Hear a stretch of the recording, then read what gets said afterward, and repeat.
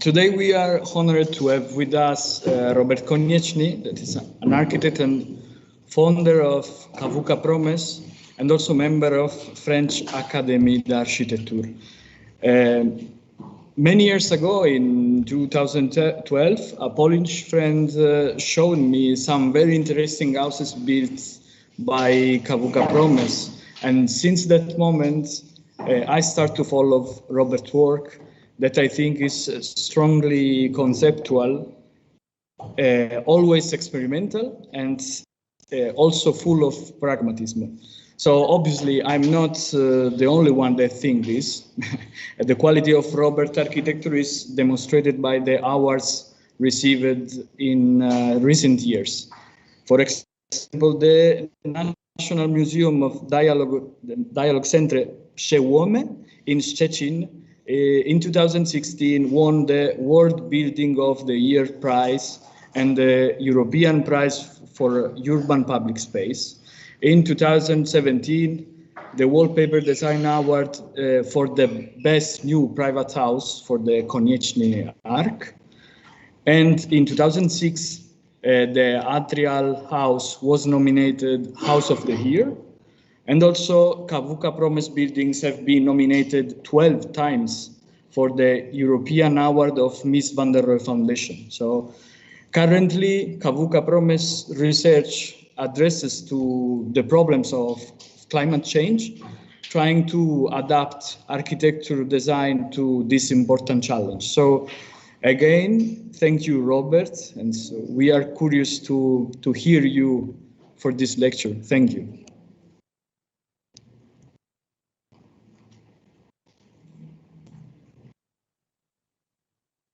Paolo, thank you for that very kind introduction. Hello, ladies and gentlemen.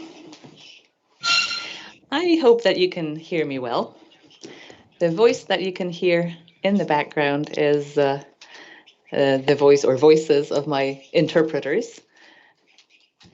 Well, perhaps it's good that you will be listening to my interpreters rather than me. I will try to share my screen with you, and I will embark on the presentation. So I'd like to show you a few projects. And as you've said, Paolo,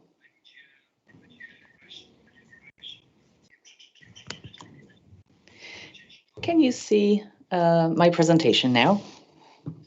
Hopefully you can. Yes. Can you see the presentation? Yes, yes, we see.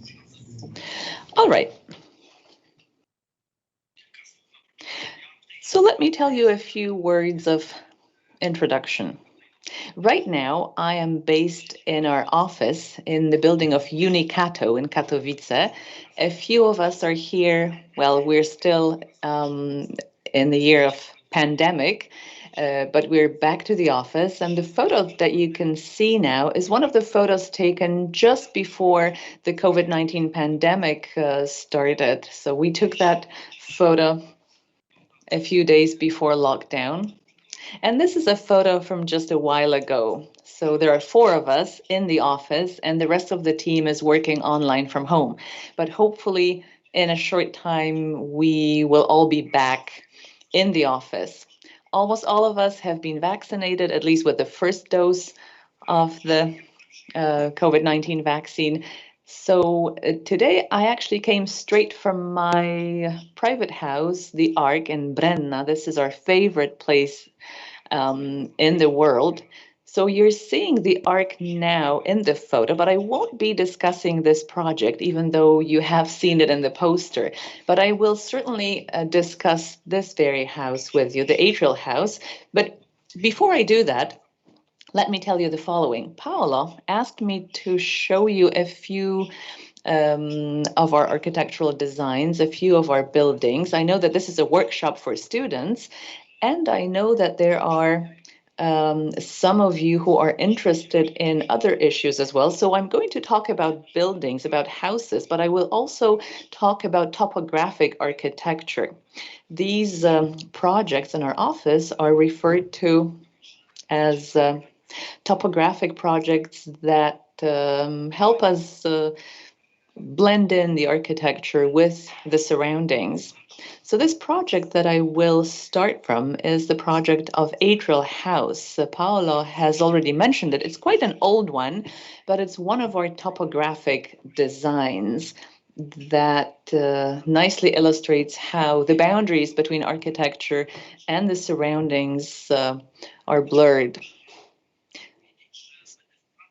I will try to discuss different themes also related to climate change, to climate threats, because we keep working very intensely on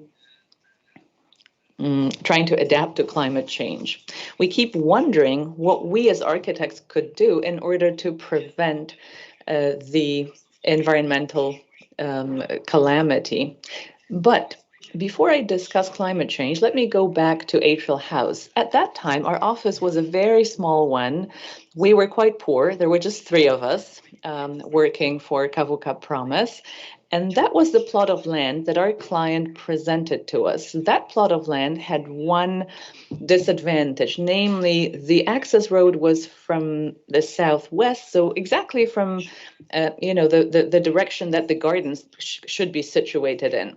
They actually did not want to sign the contract with us when they saw our office, which was in a pretty dilapidated state. So they told us to come up with a project, and then they would be ready to sign the contract with us. So this is a draft that we presented to them. I was quite panicky at the time. So please take a look at what happened. The access road was dipped, so it's lowered with reference to the ground level. As you can see, the garden in front of the house this way is nicely separated from the access road. They liked the project, and they did sign the contract with us. So take a look at the access road. I wanted it to lead up to the very building, and what I noticed was that there were actually 2 zones. There was the readily accessible zone of the access road and the inaccessible zone of the garden surrounding the house. The problem, however, was the following. We are now 3 meters down with respect to the entrance to the house. So this is, the level of the ground floor, and we are 3 meters lower. So we knew that it would be a house constructed at a certain cost. We knew that it would be quite expensive, so we wanted to make it functional as well. So at that point in time, I thought to myself, what if the road is elevated so that it leads up to the level of the ground floor, so that we don't need to use stairs or an elevator? So what we had to do was cut out a hole in the roof so that you don't hit your head against it. So this is the basic idea. We have an optimal location, the east, the south, the west. This is the access road leading up to the building. And what happened, what the result was an inner atrium that allowed the access road to be elevated, to move up to the level of the ground floor so that you can nicely access the house. So this is a very functional solution. So a little later, we realized that what we've come up with was a new idea of a house. This is the typical atrial, like the Roman atrial house, but what we did was to the contrary. You start from the outside, and then you end up in the middle of the building. So this is the atrial house, and that's why we called it the atrial house. And then we kept searching for the eventual form, the outer shell of the building. In that area, modernist buildings prevailed, so a typical cubic shaped house. So I decided, okay, let's take a box and let's transform the box, taking a chunk of the box out of it so that the inner atrium is created. And that's what we did. Please take a look at the initial drafts. This is the atrium. Around it, you have, the ground floor, the living space, the bedrooms in that cube that is protruding, that's that protrudes outside, and this is the bedroom. So all of a sudden, even though this is a single-story house, you have a very safe bedroom level because this part juts out. It protrudes from the building, and it's higher up in terms of the level. So the clients really liked it, but then when we finished the negotiations, eventually they called us and they said, you know what? No, we don't want it because we wanted we did not want a single-story house. Afterwards, I found out that it was actually the mother-in-law who told them that, no, this bedroom part is going to fall off.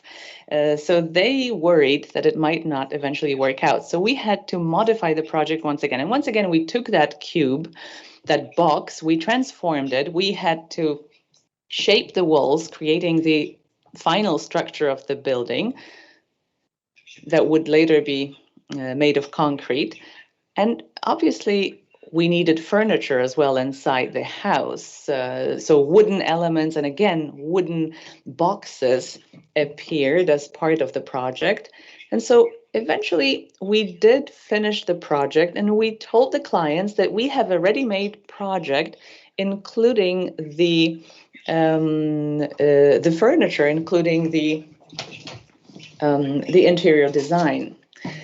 So this is what the reality is now. You can see the house from the access road. So this is the generally accessible zone. You take the access road, it takes you up to the inner atrium. You can see some of the wooden elements. These are actually the back of the wardrobes. And as you enter the house is a buffer zone. That's a buffer zone connecting the accessible access road and the intimate garden, because the garden is the intimate zone. It's the private zone. You have to go through the house to access the garden. I don't really like this photo. I will show you a nighttime photo. It's a little cheesy maybe, but it does show you what we did to the structure of the building. So we actually had a ready-made project with the interior design, and it was only then that our clients understood that what we did was a very interesting concept and that we consistently followed that path. So this is one of our topographic designs. But I would also like to show you another important project, another house that we designed. It's the Safe House.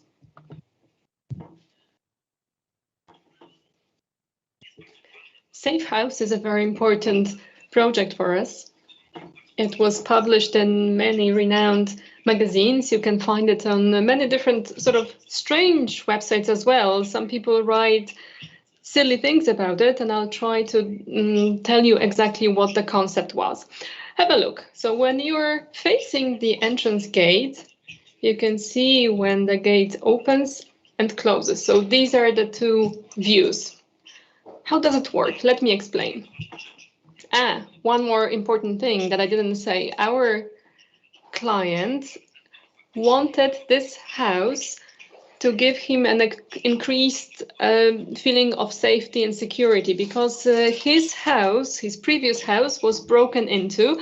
So he experienced a break-in and he was mentally scared. So at the beginning, I didn't understand it. So my first concept was like this.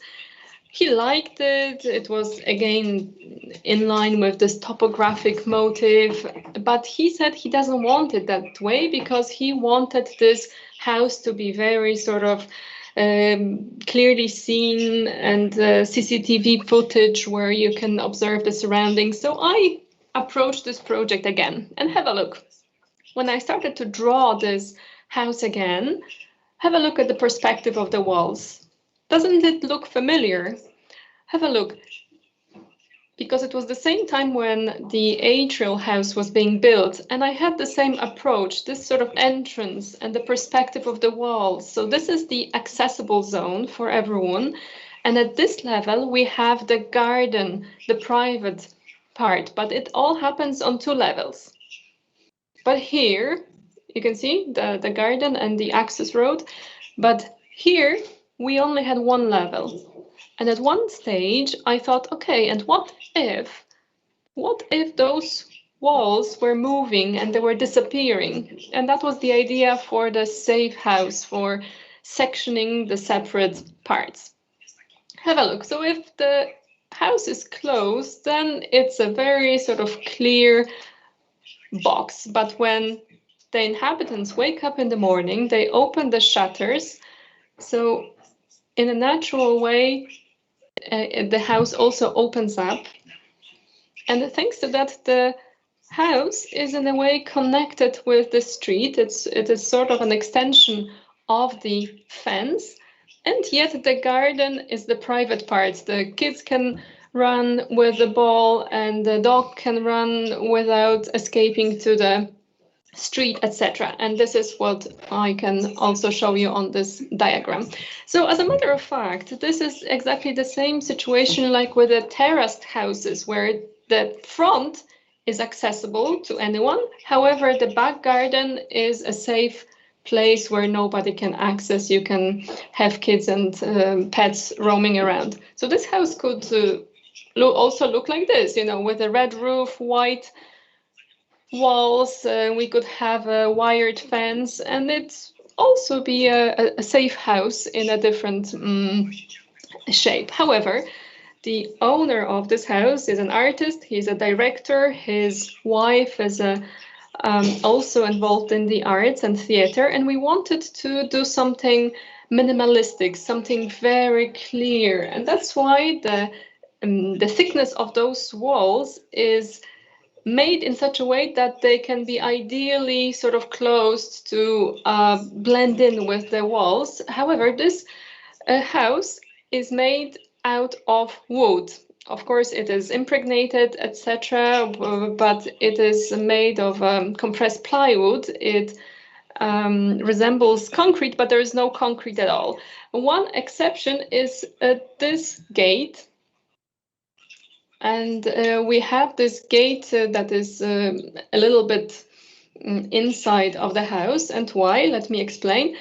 Because the owner is a fan of football.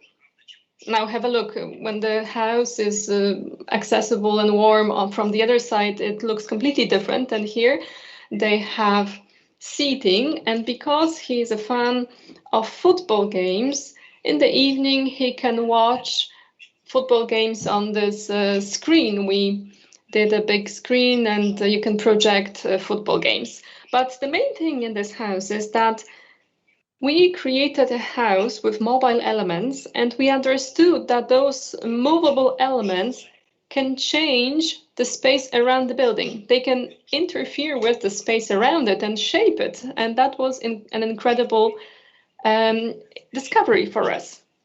And other buildings on this mobile, let's say, approach, we were going in that direction further, opening up of architecture to the outside. But it paradoxically started with a safe house.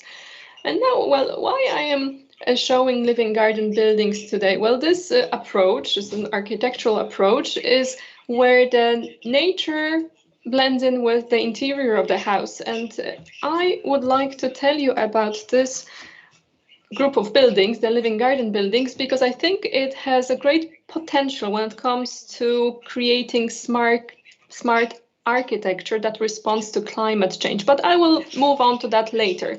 First of all, the first house that was never built, it was supposed to be located in Wrocław, in the Polish city, and it was supposed to look this way. This was the plot of land, access from the east. So we did an elongated design where the access road was divided from the west-facing garden.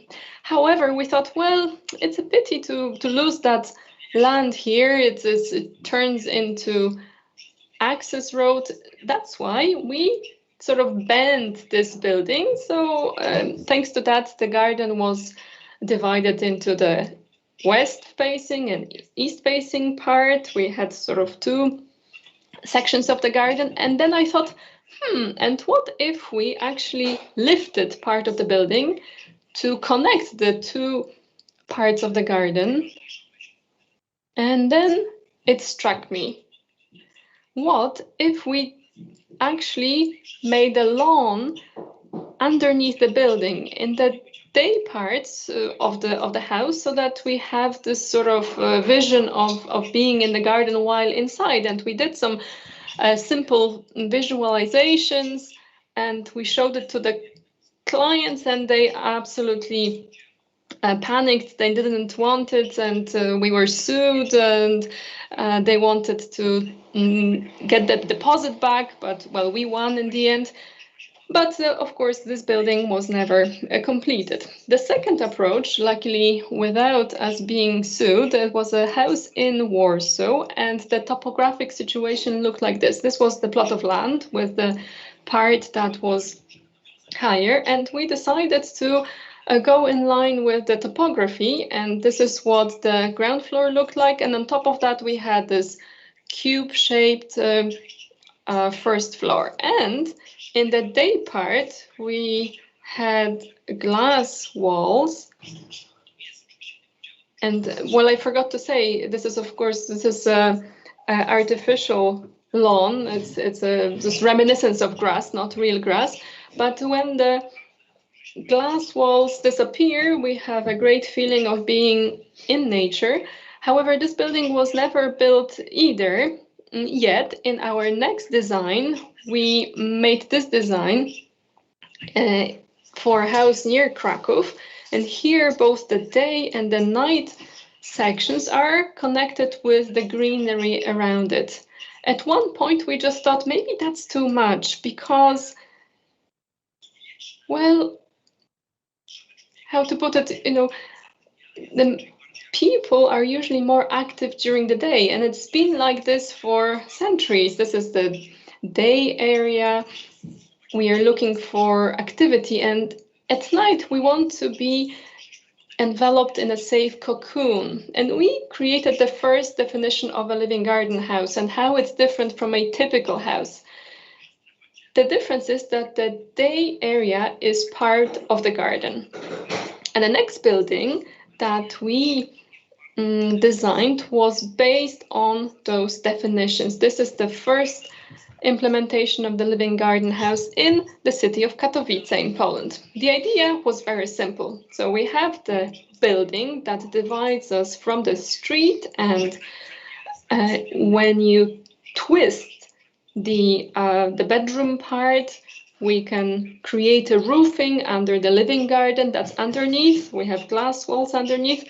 Unfortunately, our customers were afraid that they will lose the privacy, and they wanted us to create some walls. So there was a TV section. The living garden was made smaller as a result. However, at one point during the construction stage, I thought, and what if we made some of the walls out of steel, polished stainless steel, to have that impression that nature enters the house completely. This is what it looks like from the outside.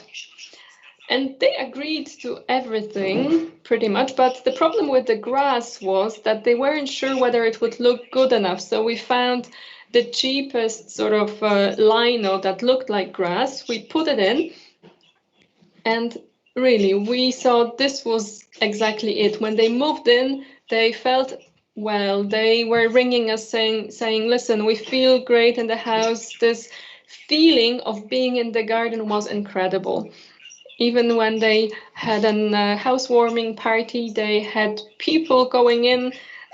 Some of the guests had a dog with them, an old dog, and he peed in the living garden in the living room, because the dog was confused and he thought he was in the garden. So that really proves how we managed to blend those two areas together. And that's another example of a living garden house in Izbica. You can see more at our website. But what I started missing was that there was a feeling of being in the garden. However, I missed what the greenery gives us. So microclimate, fresh air, good sort of, feeling of being in nature physically. It wasn't just about an optical illusion of being in a garden. And I was, talking in my office about the grass inside, and everyone was saying it didn't make any sense. But we had a great opportunity because we were invited to take part in an experimental project in Kassel.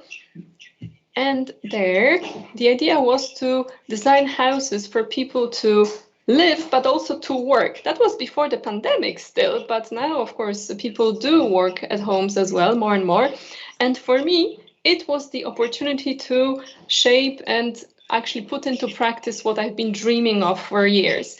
And we went a step further, and this is our definition of living garden house, a single-story house. And we thought, okay, let's create a living garden house in Kassel, following that strategy that the bedroom will also be connected with the garden, but in a different way. We will make sure that the privacy and the safe cocoon is ensured in some other way.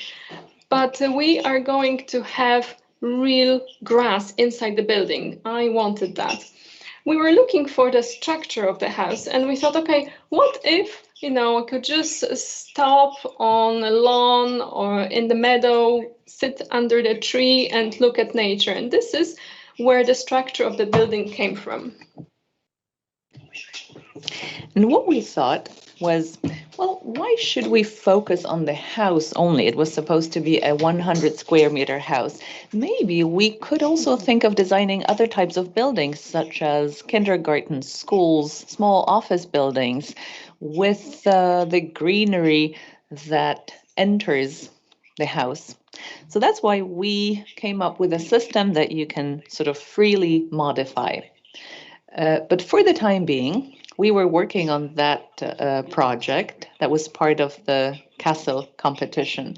100 years ago, it would be impossible for us to design such a house because of the lack of technological solutions. It would be difficult to heat such a house. It would be difficult to ventilate or to cool such a house, even though it does resemble modernist designs. So what's fantastic these days is that you now have the necessary technology. For instance, you have glass that reacts to sunlight. If the sun is up and there's excessive sunlight, then the glass roof reacts dynamically to these changes. Please take a look at the project. So there's the daytime zone. Well, this is a bathroom. This is the kitchen. But the remaining rooms are placed on a hybrid grass cladding. It's actually a mix of true grass, real grass, and artificial grass. So it's a hybrid floor cladding. We wanted it to be ergonomic. We wanted it to be functional. We wanted it to be durable, sustainable, but at the same time giving the feeling of being out there, outside, surrounded by nature. As regards hydration, it all happens underneath. So the substrate is completely dry, but the grass is watered from under the building. So the grass can grow freely. The LED light kills all the harmful microorganisms. So everything's under control. That is, it's completely safe for the users.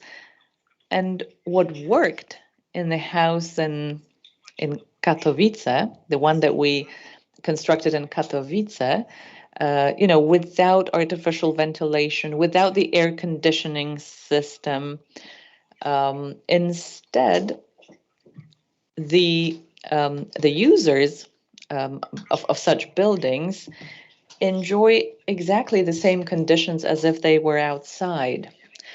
So if there's not enough sunlight, if it's cloudy, the glass roof behaves in a certain way, but then if it gets warmer, it reacts dynamically and immediately to the change.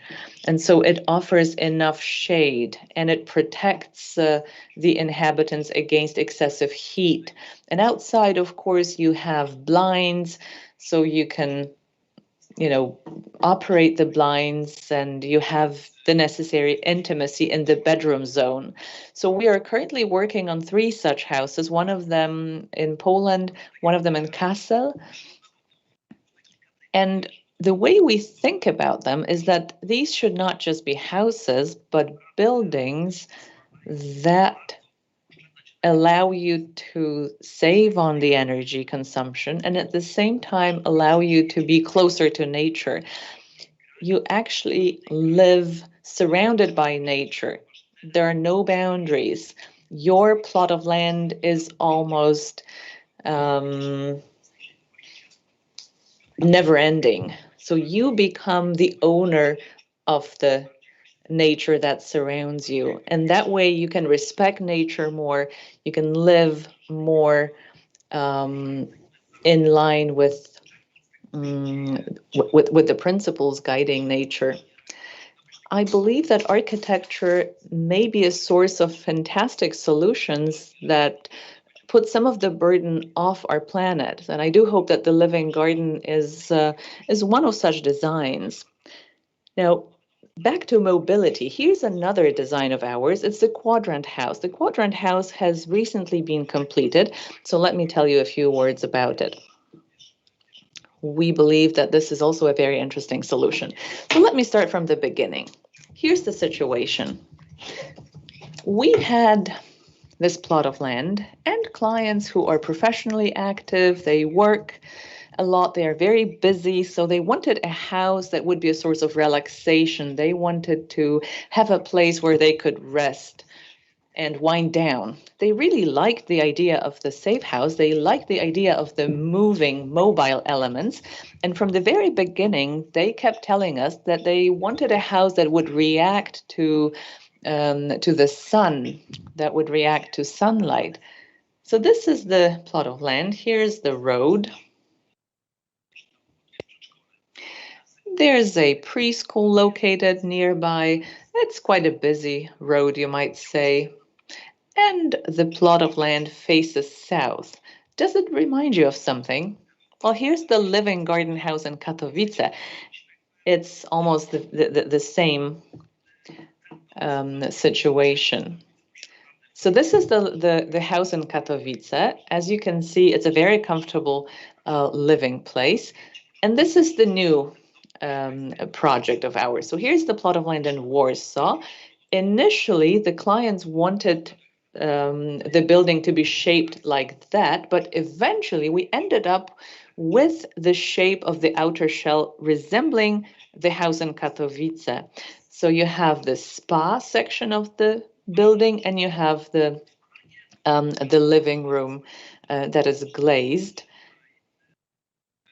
Actually, in that area, the local zoning plan meant that we should be designing a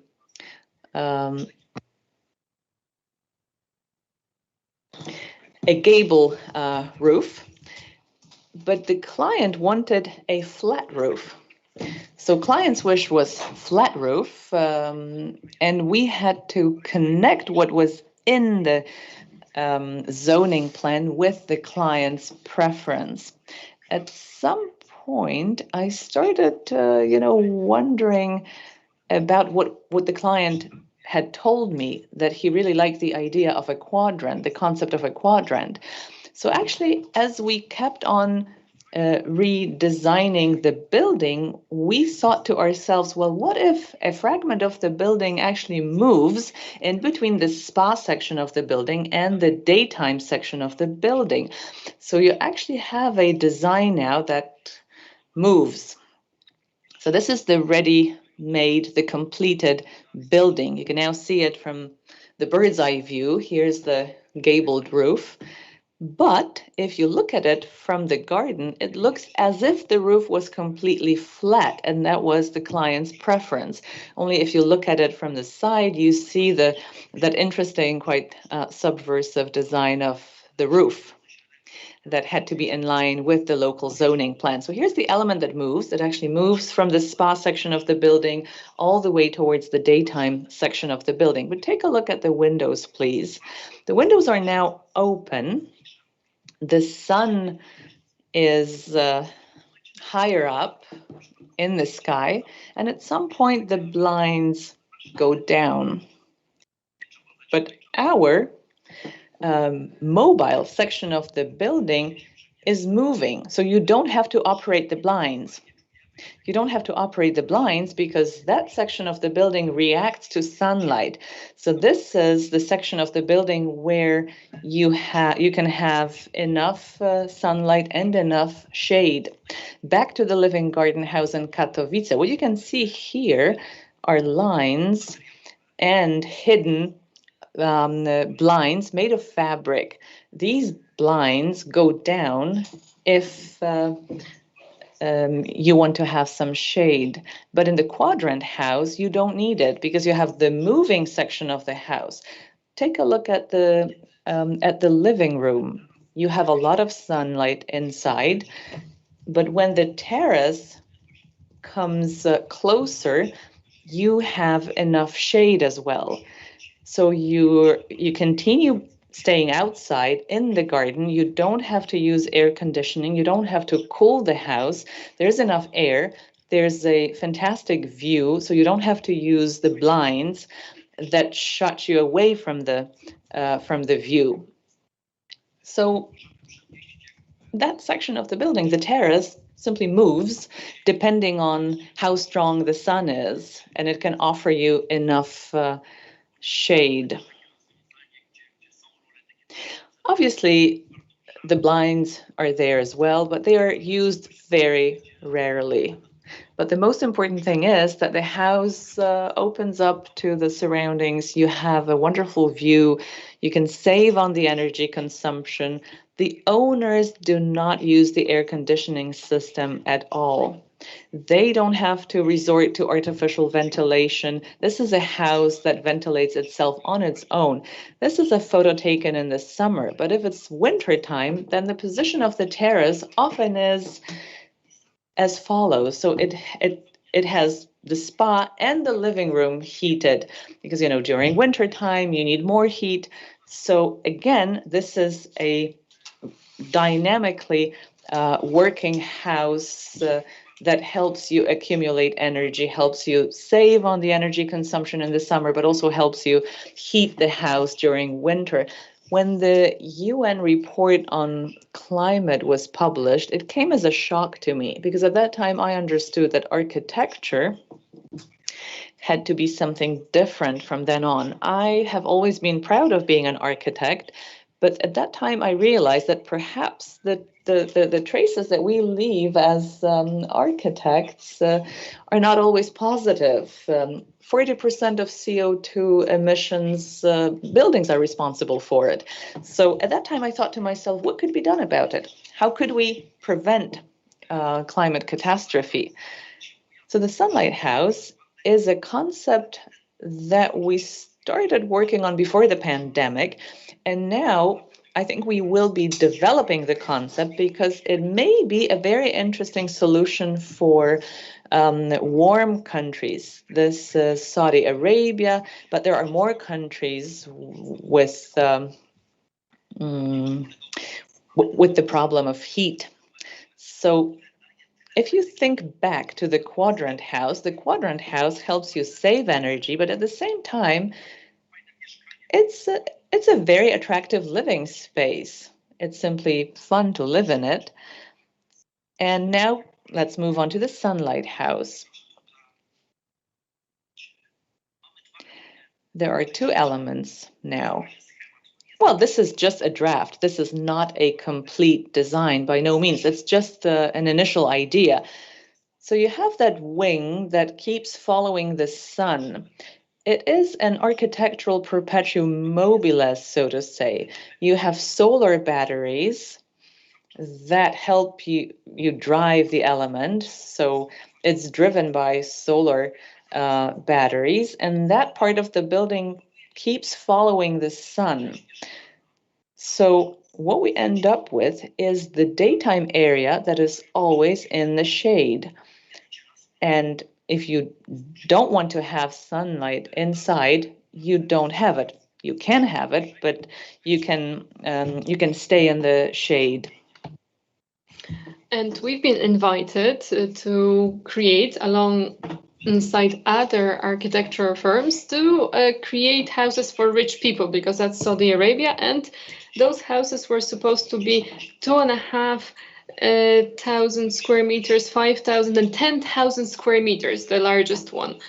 And we were in shock, and we had some sort of moral dilemmas. Should we really design such big houses? And we thought, okay, let's do something that can be adapted to smaller scale and smaller scale buildings. So we were looking for a universal solution. And what I've shown you achieved exactly that. Have a look what it looks like on maybe visualizations. It will be easier to see. We have this big wing that's following the sun. And at this stage, the entire living area, the area where we can work and live, you can imagine it's a library or a school. It doesn't have to be a house, actually, a residential house. And imagine it's made out of glass, something that was completely irrational before, because who is building out of glass? Well, of course, it consumes a lot of energy. It doesn't make sense. But no, here it's different because it's all the time shaded. We have shaded garden, shaded area. We create a living space and a life-giving space, but also we generate energy. We generate a lot of electricity that can provide the energy for the building, but also can be distributed further. And this can be scaled. We can create many more buildings on a smaller scale that can follow the sun as well. And day in and day out, they will generate energy, not only for its own purpose, but they will become energy farms. And those buildings can send energy further. And the solar farms usually are not places where people reside. However, this is different. This is a living space. People can live there, and it creates a completely new opportunities for people who live in difficult, hot climates. And of course, we'll have more and more places with hot climate in the future. And we think that maybe southern parts of Europe soon will be affected by climate change even more than now. So I'm sharing this idea with you. And let me move on to another design I want to show you. It's interesting for students particularly. And I wanted to show you how we design public buildings and how we try to make them respond to climate change too. However, before that, let me start with the Przełomy Dialogue Center. This building was awarded with many prizes, and it was awarded with the Best House Award, among others. But architecture changes, and at the end, I will tell you about something important for us. But let me start from the beginning. Why did we build this building here? And this is a part of Szczecin. It's a Polish city now, but it used to be German before the war. And there were tenement houses there that were destroyed. And when Szczecin became a Polish city overnight, pretty much, there was an empty space created. In the 1980s, during demonstrations, 16 people died, demonstrations and fights with the police. And the idea was to create a museum in that spot, museum about that contemporary history of Poland and of Szczecin. And we went there on the site. We saw an empty square. We saw a monument to commemorate that massacre, and very close to that, on the other side, there was supposed to be an opera built, and you can see the visualization here. So we decided that those buildings should not compete with each other. that's why we decided to combine two opposite traditions of this space. So the pre-war quarter development and the post-war square. And we created an urban hybrid. So something that's on the one hand a quarter, on the other hand a square. It's a square where we needed it in front of the Philharmonic and in front of the church. We are at the level of the sidewalk. However, where we were able to mark this quarter, we have an elevated space with a corner with the entrance to the museum, and on the left we have a small raised area that divides us and separates us from the city traffic. This is what it looked like on the model. So we had this sort of idea of an amphitheater, and because it was a memorial site, we decided to give it this monumental expression, because it's a monument at the same time. So we have the building here, and we created this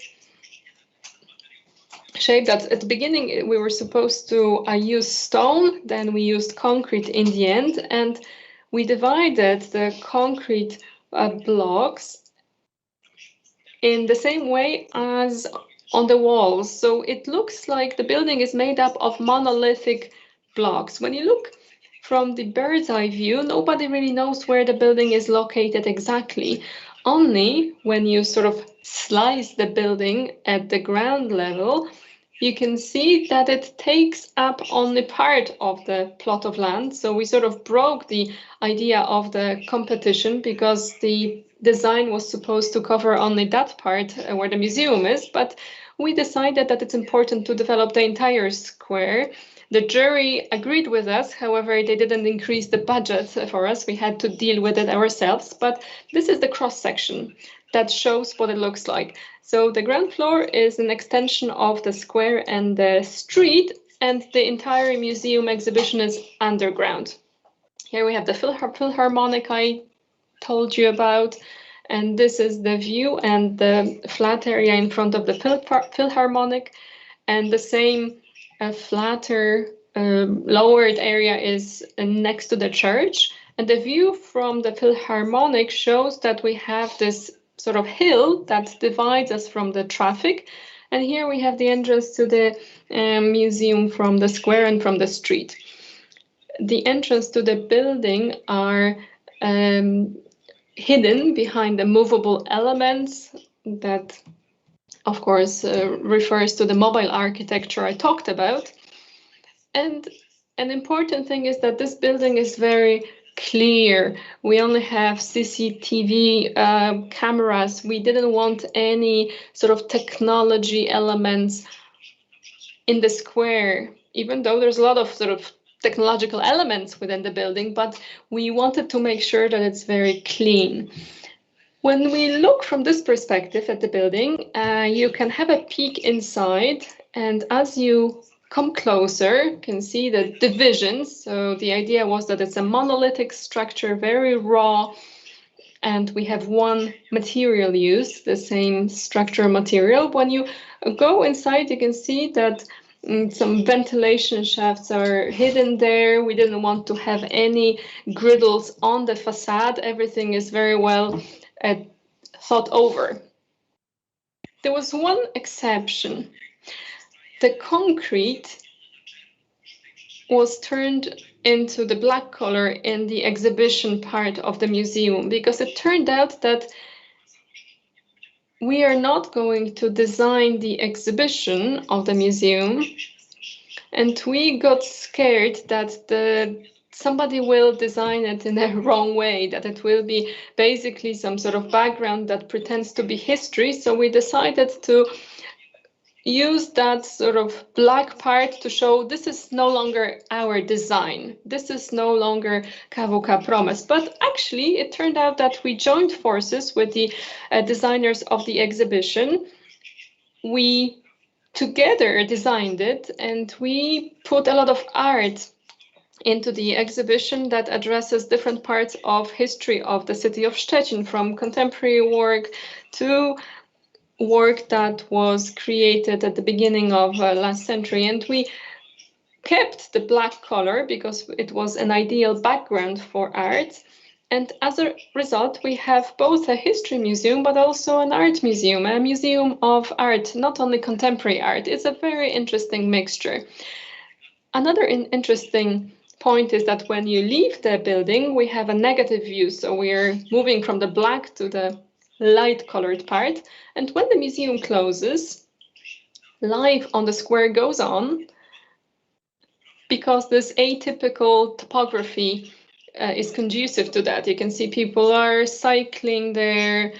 In the winter, you can go down on a sleigh. And an important thing is that the city was used to commemoration events that were held in that area, and they didn't want us to have a sort of a smooth floor surface. We, in a way, tricked them, and the floor is quite smooth, but the topography of the square turned out to be interesting too, because the first commemoration event ended up in a scandal because the most prominent officials were standing in the lower part, and the public was on the higher part, and of course the soldiers couldn't march on this elevated space, and there was a scandal and in the media, in the newspapers, etc.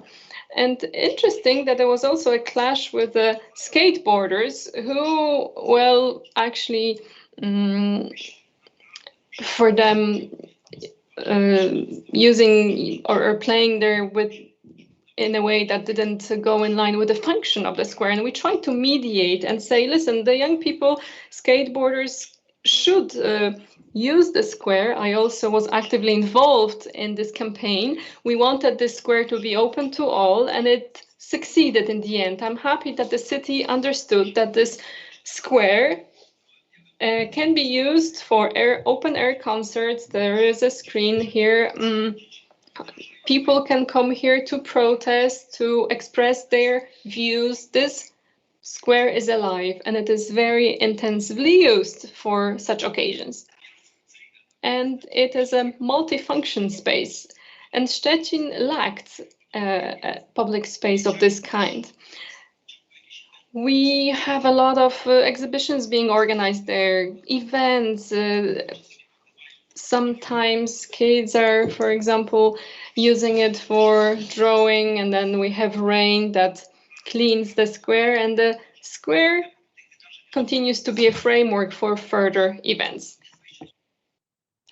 Speaking of events, here's the entrance to the museum, and the city authorities often hold exhibitions here. So once I thought to myself, it would be great to have an element that you can open so that you can, exit the building using a shortcut. Well, it's not possible nowadays. It's a public building. It's been completed, but the thought was there, and we managed to put it in practice in a different place. This is the Bunker of Arts. It is a late modernist building in Krakow. Let me find you the right slide. So this is what the building looks like. It's quite, over the years, it's been damaged, but there was a very popular cafe inside, and at some point a competition was announced so that something could be done to the building. So this is what the building looks like. So this is very, very trendy, a very fashionable cafe.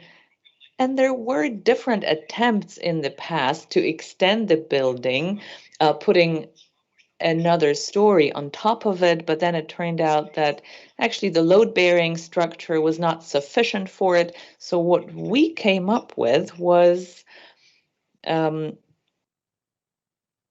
actually inspired by our work in Szczecin on the Dialog Center Museum.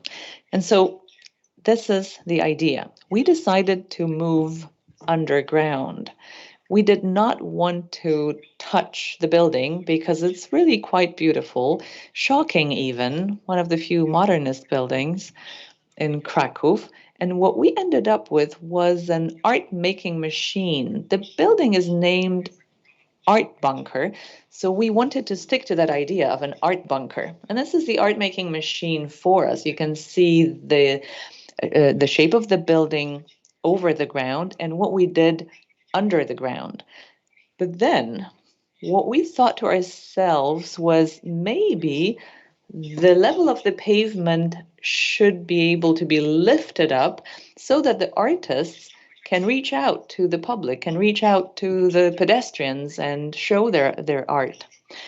So that's what we did. So the roof moves, and this is a space that is very easily adaptable. We won that competition because it was part of a competition. So this is what the building looks like. And there's a small square in front of it. So you can sit down. This is the entrance to the old building. But sometimes, when the weather is nice, when the weather allows, you can actually lift the pavement and then people can take a closer look at what goes on inside so that contemporary artists can actually reach out to the public in a way that is quite unique. Let's now take a look at the interior. So this is the part of the square and the roof at the same time. As it lifts, there's more interaction with the street. So the artists can connect with the public. So I know that this is a workshop for students. And when we worked on it, one of my colleagues came up with the idea that this ceiling could be quite smooth. But let's take a look at the cross section. It was problematic for us because this is the moving square, the moving pavement. And when it's level with the pavement, there's this thick beam that we didn't want. So what we thought to ourselves was, but hey, what we're working on is an art making machine. If this is an art making machine, then let's show all the technical elements to people. Why not show it to those above the ground? So, there are these different structural elements, and we decided to actually use the old cornices, the old staircase, the late modernist interior. So we did not want to interfere too much, just a little concrete, the color black, and we stay in the background with our architecture.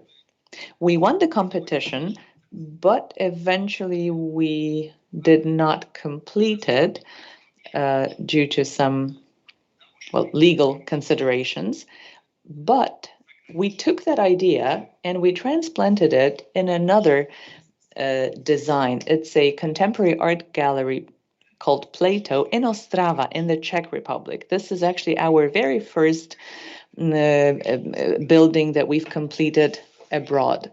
So that was a very beautiful old historical building. It used to be a slaughterhouse.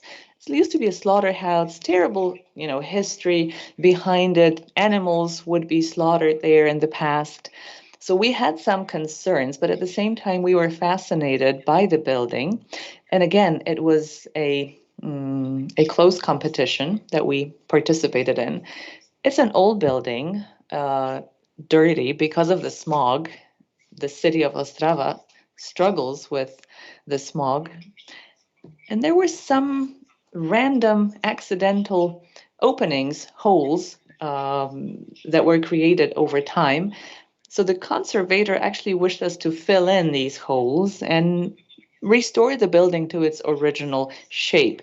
We knew we would not want to do that from the very beginning. So this is the initial situation, a beautiful historical building, these random holes.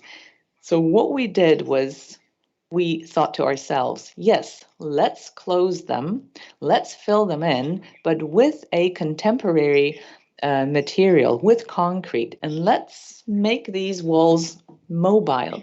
It's an art gallery, mind you, so we wanted these walls to be mobile so that you can open up to the public and take the art outside and make it more democratic. In a way, you can say that art can now reach people who would never be ready to enter the building.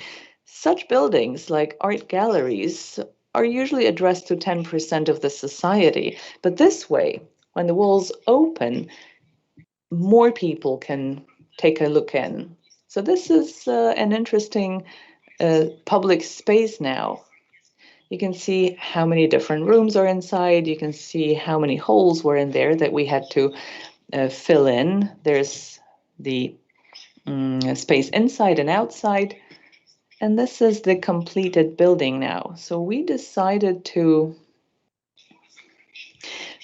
maintain the original material, the bricks, and we recreated the historical ornament using the contemporary material of concrete. We did not want to pretend that nothing happened there, but we wanted to transform that into something positive. So the building now opens and anyone can actually take a look inside. You can have physical contact with art that is housed inside. So this is one of the bigger moving elements. This is one of the gallery rooms. When it's closed, you have a classical gallery room, but when it's open, all of a sudden the inside starts blending in with the outside. You know, I became an architect by accident, so maybe someone will now become interested in the arts accidentally. Maybe it's someone from an underprivileged background who would never enter such a building, but now they will have more opportunity to take a look inside. So this is a building that is now under construction. These are some of the photos from the different stages of the construction. We had to go there using masks because the building was being constructed during the pandemic. So this is the scale of the building. Here you can see some of the workers on the facade. But let's go back to the issues of climate. Everything started from the UN climate change report. When we became familiar with the hard facts, with the figures and statistics, we went back to that project. You know, in Szczecin, where the Dialogue Center Przełomy was designed, there's a lot of city greens. And so what Szczecin was lacking was a public space, a meeting space. But here instead, we thought that we should introduce some greenery. We did not want to have a concrete square around it, but we wanted to come up with a natural park. I'm not sure, dear students, if you know what it's like to participate in a public tender. If there is a competition and everything has been approved, and then you want to change what's already been approved, it's very, very difficult. So we really had to fight to promote this modification in order to create a park around it. Well, let's take a look at the concept. We wanted to plant new trees there, but at the same time, we wanted it to be logical, to be in line with the historical background. So we went back in time and we realized that it used to be a very dense architecture. It was not just the slaughterhouse at the turn of the centuries, at the turn of the 19th and 20th century, but there were other houses that surrounded the slaughterhouse. In 2017, this is what it looked like. It was completely ruined. And there was just the slaughterhouse that remained. So what we did was we went back in time and we created a park that surrounds the building and refers to the buildings that used to be there 100 years back. We made sure that the roof is light so that it's not excessively heated, because we wanted the building to be a passive building, environmentally friendly. These are still some of the drafts because we keep working on the park, we keep working with landscape architects, and we've also come up with another idea, and this is breakthrough news, really. It's the first time I'm talking about it. We keep testing the load-bearing capacity of the building, but what we've thought about just recently is that it would be great for the roof to be green as well. We're not yet sure whether we can do it. I'd like to say hello to my colleagues from Paris, because our colleagues from Paris were very, very patient with us because we kept changing everything constantly. And in fact, the garden will be slightly different than what you can see in the photos. The garden will sort of stand in the way of the building, so you won't see the building the way you can now. But really what we're fighting for now is that our planet can survive, and we architects need to respond to the climate change that is imminent. Well, let's go back to the Dialogue Center Przełomy. We need to correct a few things there in the project. So at the end of this lecture, what I'd like to tell you is that when we designed that building, it was supposed to be a regular museum, a typical cubic-shaped house. We came up with the added value of a public space, of a public square, and we replanted all of the trees. Then the trees went back to the square, and so they are, large, old trees. We made sure that they could survive the construction process. But now we have another shot at the building. We can actually modify the building a little. What the idea now is that we could add some greenery without damaging the shape of the building. So you basically have the museum housed underground. This is also a public square, and it's a common popular meeting place. There are often crowds of people there. Sometimes, when it's very crowded, you don't really know what you're walking on. There are demonstrations held there, protests, concerts, skateboarders play around, kids go cycling or sledding in winter. So the question now is, how do we modify that square so that it reacts to the needs of everyone and so that it responds to climate change as well? So here's the idea. We thought that wherever we can, we will plant trees. And I will try to show it to you in a different photo. We managed to persuade the museum to follow this idea. They were actually quite happy with that. So here we have a one big park. When we created this space, we knew we had to do that pavement, and it was practical. We can't destroy it, but we can fine-tune it. So we have a draft where we create greenery where those greener areas can be implemented. Here we have the stage, so we can't put any greenery. Here everyone is using that, we can't put any greenery. But we did find spots where greenery can be added, and thanks to that the building will be surrounded by greenery. Okay, it's a pity you won't be able to see it from the Philharmonic side, but there are more important things now.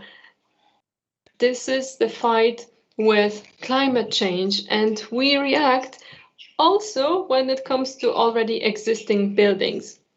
When we were presented with the award for the Best European Public Space, the director of this museum said, listen, think about it, because maybe in a few years you will modify the square. And I thought, what is he talking about? But time flies, and it's worth reacting, and it's worth modifying things that are even considered sacred in a way. And it's good to improve them, however, without destroying them, without changing the structure altogether, but just fine-tuning it, adding some greenery, like in this case. At the end, I would like to tell you one thing. I encourage you to do one thing. In December, we were supposed to launch an exhibition in Paris in a very nice gallery. You'll read about it soon on our social media.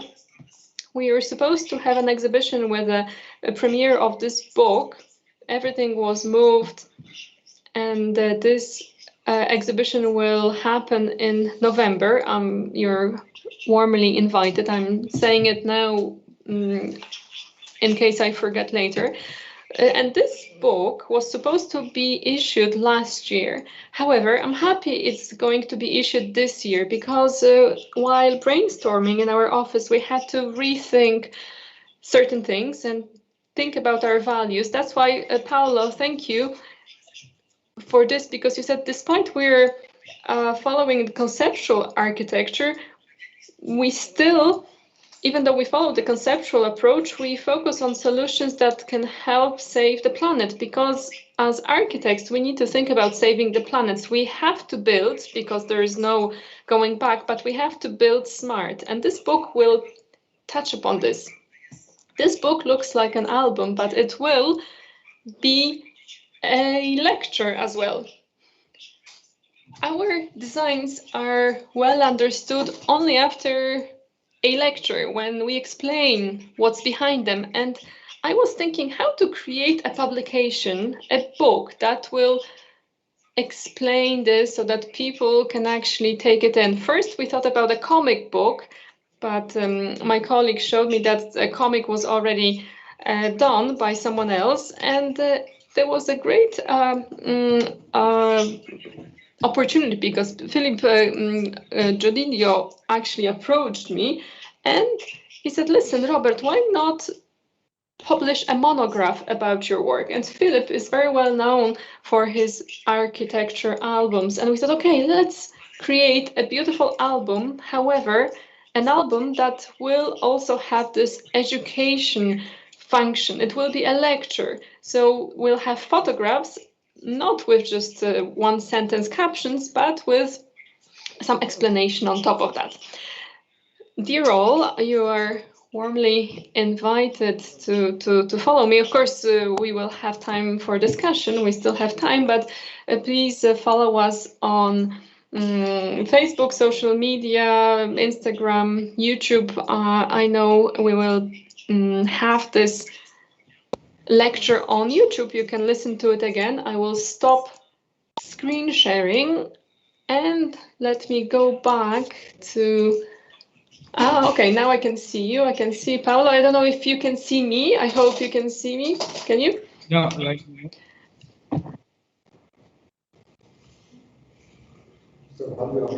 Thank you, Robert. You can see. Okay.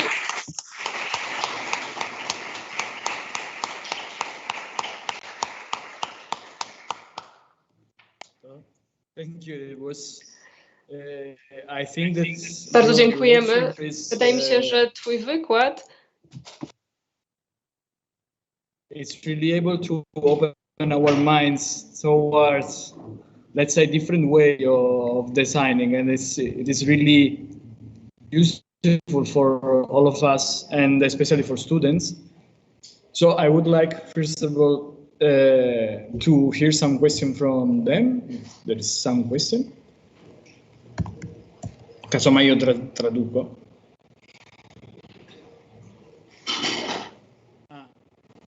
Wait, just we need to. I need to translate some question, maybe. Laura. Ok. Perfetto.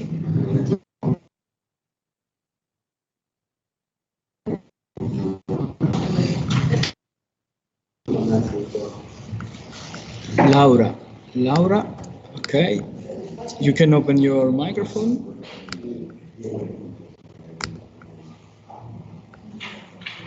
Laura, funziona?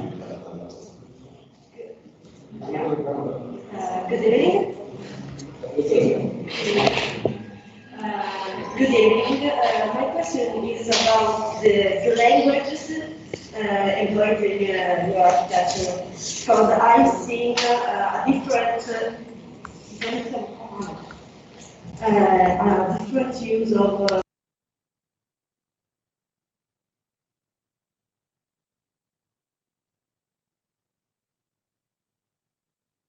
It doesn't work.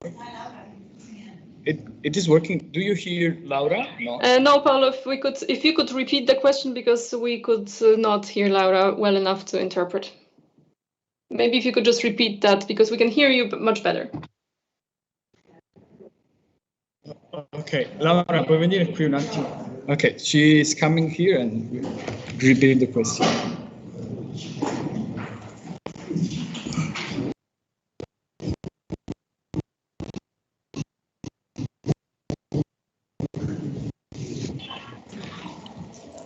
Good evening. The question is about the languages using in your architecture, because I've seen a different way to use different materials, one-time glass, brick, concrete. And my question is about the mental process for the choice of these materials for a particular architecture. Is a necessity of a project or a stylistic choice of the particular architecture?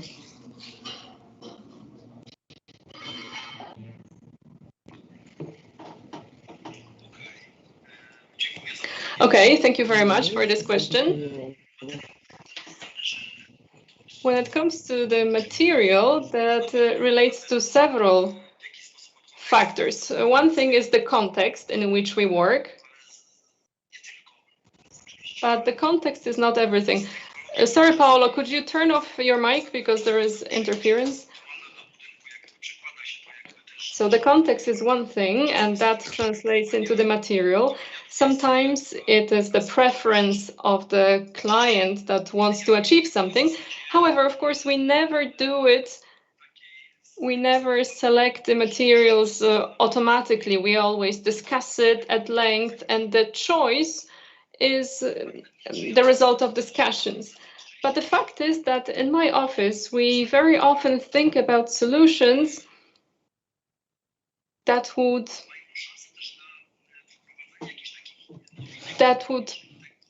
have some sort of technical novelties included. And that was the case of my house, the Konieczny Arc, because I wanted to have one layered wall. Walls like they used to be built. So we have one structure that was the facade and the interior, etc. Just one layer of the wall.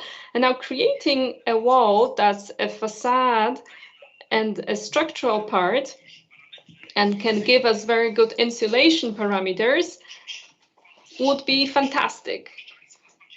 To simplify architecture more and more, because by simplifying architecture, the building process gets shorter as a result by simplification, but we can't give up on what the contemporary technology and contemporary architecture gives us. And in the ARC project, we managed to do something, and we are just finishing the testing phase because it was built 5 years ago, so we can observe what the physics of the building has done to the technology, and we can start implementing it in regular designs. But what did we do in the ARC? We created a very thin concrete wall that is, well, the structure is the facade, and the insulation is inside. However, this wall is ventilated. So we have ventilation going through it, so there is no issues with the physics of the building. Thanks to that, the construction process is very quick. The building is very durable, and those solutions only make sense if we create architecture that we want to last for a very long time. So we do a very well blended in shape of the building that fits it with the environment. However, the inside we assume is going to be dynamic because we can adapt it to future generations. We can adapt the interior to contemporary times. However, what's important by building this house, when we create the insulation inside, this basically is the work that you can do regardless of the weather because it's done from the inside. And that's something that fascinates us, and that's something that also is interesting. One thing I forgot to say during the lecture. I showed you the living garden and castle with the steel structure because we thought that only steel can bear the load. However, now it turns out when we're working with the construction technicians from Germany, it turns out we can use wood, and we are changing that structure to a wooden structure because we feel it's more sort of friendly, more sustainable. That's why the living garden and castle will have a wooden structure. And we then, of course, refer to trees and we build out of trees. So this idea goes back to its roots. And the structure goes back to its roots. And we give glass only. So it's a very simple house building, because it's not just a house. So we have a wooden structure. We have the top quality, top technology glass. Thanks to that, we save energy. So a very simple building, but it gives us a lot of benefits because of the structure.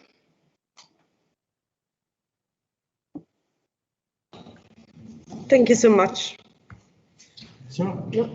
So another question from Federica.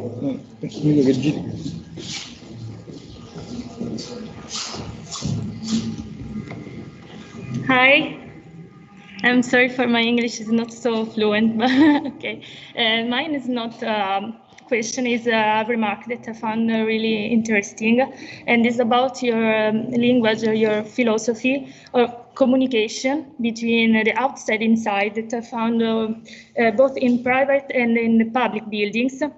For example, in private, through the glass that allows the people to watch and to see outside the garden, the greenery, and also in the public that allows the public to the people that works on the street to watch inside the art exhibition. So that, how to say, improve the sensibility about of the people through the green and the art, and also the respect through to the green and the art. This is very interesting.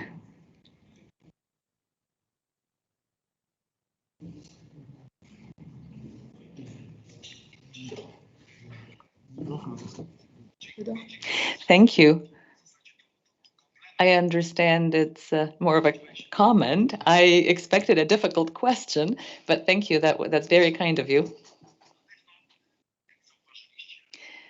As you have noticed, it has been an evolution, a natural evolution of different ideas and concepts. So we've analyzed them as we went along. And the publication that I have just discussed with you, we're not yet sure what the title of the book will be, because every design of ours can be, analyzed separately from the beginning to the end. I can tell you the story behind it, you will understand it. But as you take a look at it from in a broader context, then the interesting thing is that you can actually identify different thematic paths. And we have been drawing conclusions from our own designs. Some of them were not ideal. We try to improve on them in the consecutive designs. So as in the Dialect Center in Szczecin, the museum, we lacked a certain function that you could actually go outside of the building using a shortcut, so to say. So we did that in the Plato Gallery in Ostrava. So when preparing the book, we now go back to our designs. We analyze them once again. I have to dedicate a lot of time to it because I want it to be a cohesive narrative. And I myself draw conclusions. I really like these moments of reflection when you can rethink some of your concepts and you can move on and you're more aware. So I think we're going to title the book Design Paths of KWK Promes, because there are very few designs that start from something completely new. Usually what happens is that we have an idea, we have a concept that we keep on improving, modifying. And well, thank you for making that comment, because the safe house, for instance, Some people treat it as a zombie house. Some people treat it like a zombie house for a rich person, but that's a house that actually opened our architecture to the world. And thanks to that house, you know, we started opening up. And it was then that I understood that movement in architecture can give you much more than just closing and opening. Movement can be about so much more. So in Sunlight House, for instance, or in Quadrant House, in the Plato Art Gallery, there are these mobile elements. And thanks to these solutions, people, you know, are more open to the world, and the world can take a closer look at them. So there's this mutual interaction. And I think that this is always beneficial. Thank you.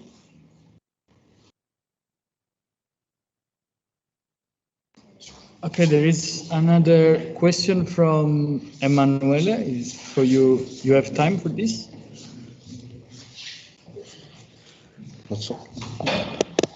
Good morning. First of all, thanks for your presentation. It was really interesting and inspiring for our projects. My question is that can the principle of garden house in the future be used in a public building to create a building that are more linked to the nature? For example, an residential house in an urban park, or an office building in a park into the city.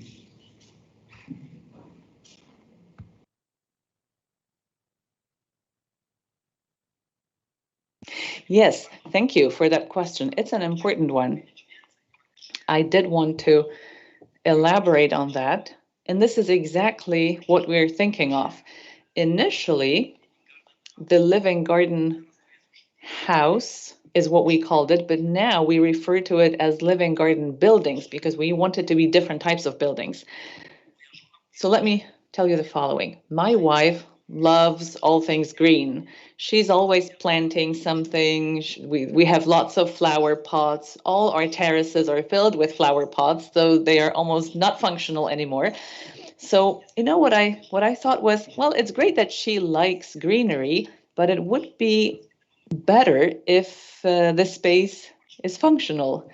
So, you know, if you take a look at, say, our office or your classroom, there are lots of spaces where you could have flower pots, you could have some green elements, and it would be nice.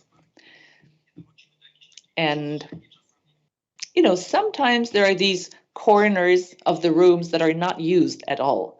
So you can put flower pots there. Okay, but what you lose is that space. So the living garden building is all about letting nature in, but at the same time, it continues being usable. So you don't lose the usable surface. So in the castle design, that's a house, but we're also thinking of kindergartens, schools, public utility buildings, because there are different zones and buildings. There are these, you know, zones that are used more often, and they need a typical, more conventional floor cladding, such as tiles. But there are also lots of zones where you can imagine a different floor cladding. For instance, today I'm wearing a jacket because I wanted to be looking smart, but it's actually very warm, and I would be happy to lie down on the floor on a grass cladding, and that would make me feel good.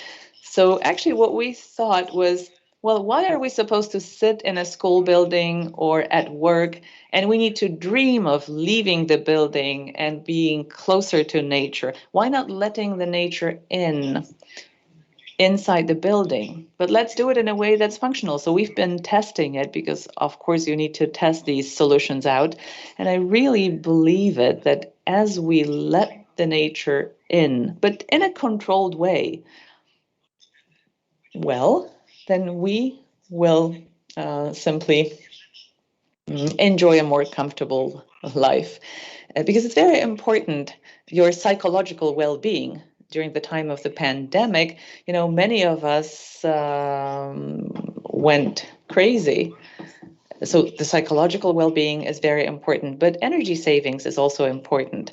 So a smartly designed house can combine all these. I remember I was in Frankfurt once, and Sir Norman Foster designed the bank there. In terms of architecture, it's not particularly interesting, but what was ingenious in the building was that Foster's office really focused on the natural ventilation. So they went for the natural ventilation. They actually preceded their time. They went ahead of the time and they came up with a building that has a natural ventilation system. So thanks to the high-tech technology, we actually want to go back to nature. We want these buildings to be, well, not everyone likes that, of course. This is up to you whether you like it or not. But we want these buildings to take us closer to nature. We want it to be, nice to live in there, but we also want to focus on energy savings. So there will be different types of buildings. Yes, you're quite right. Thank you very much.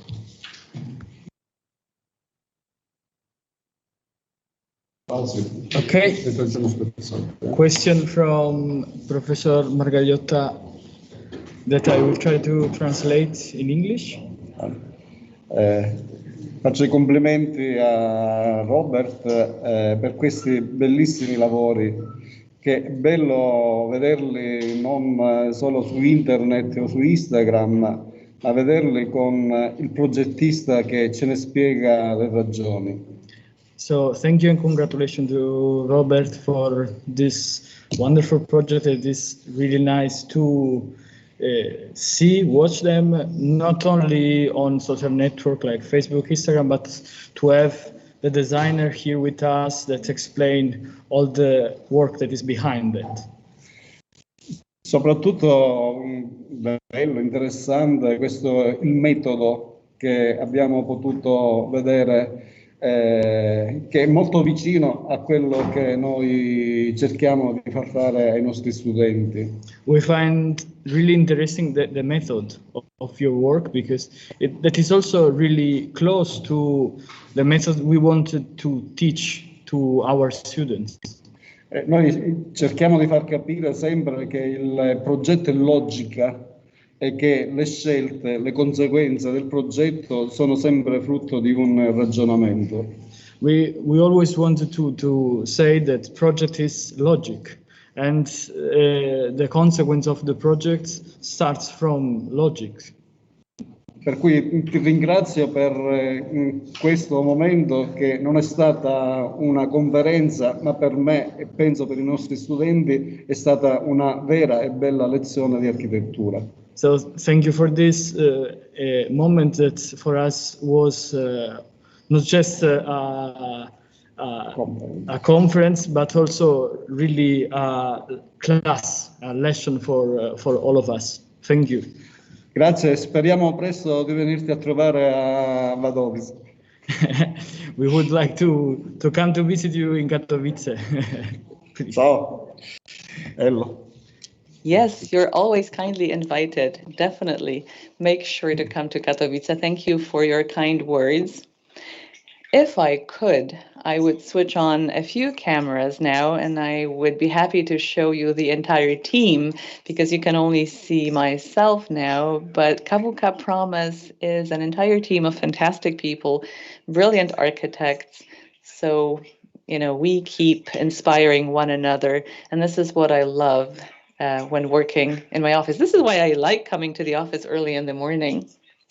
So I'm saying hello to the team now. Hopefully they are listening to us.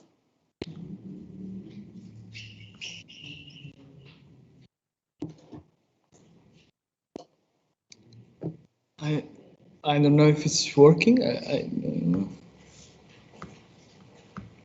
Yes? Yes, we can. Okay.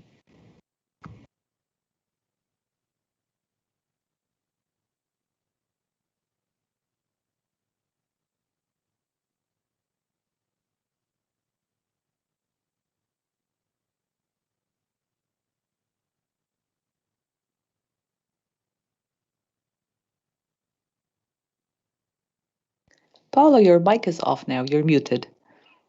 Yes, I don't know. We were waiting for those cameras, but we don't see nothing.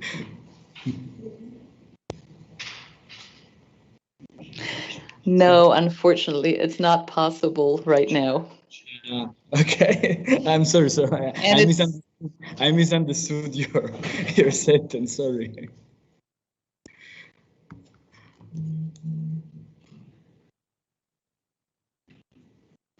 So, if it's possible, I just would add some additional words for thank again Robert and KWK Promes, because I think that your architecture is it's an architecture that begin from basic question, no? Orientation, entrance, place of the garden, view on the landscape. So from these questions, then move other more specific question, but without, let's say, preconceived or forced language. You are always open to experimentation. So I really appreciate this radicalism that is not utopian, but it's really truly based on human space and on nature and environment. So, or on free public space.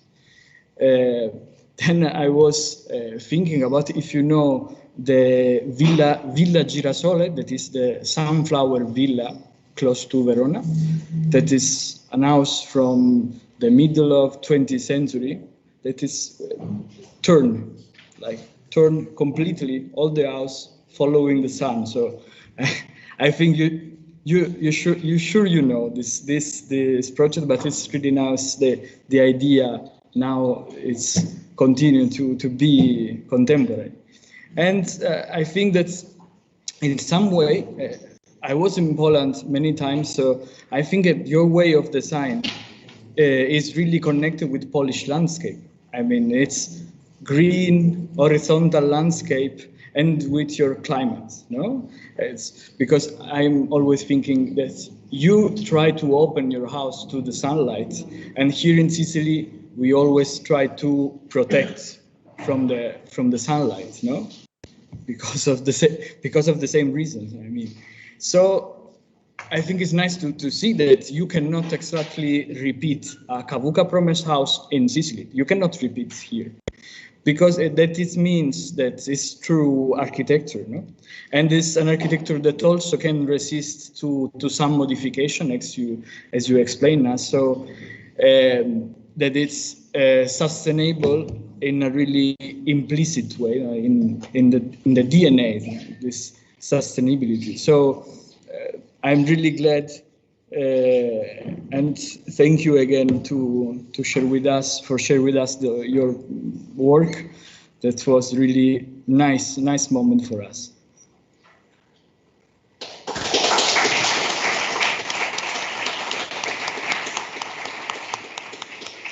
Thank you very much for your invitation.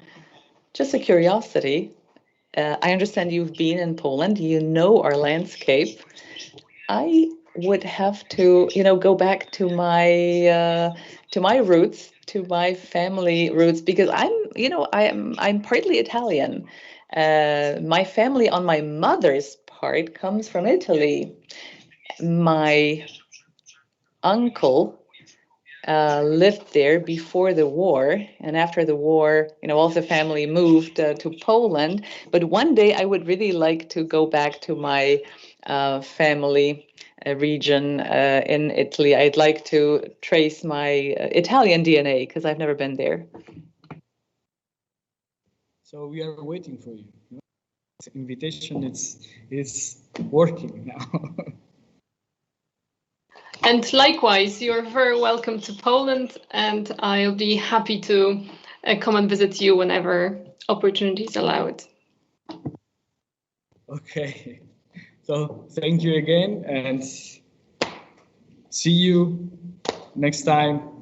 Bye, all the students here. Goodbye, Robert. Thank you. All the best. Bye-bye. All the best. Bye.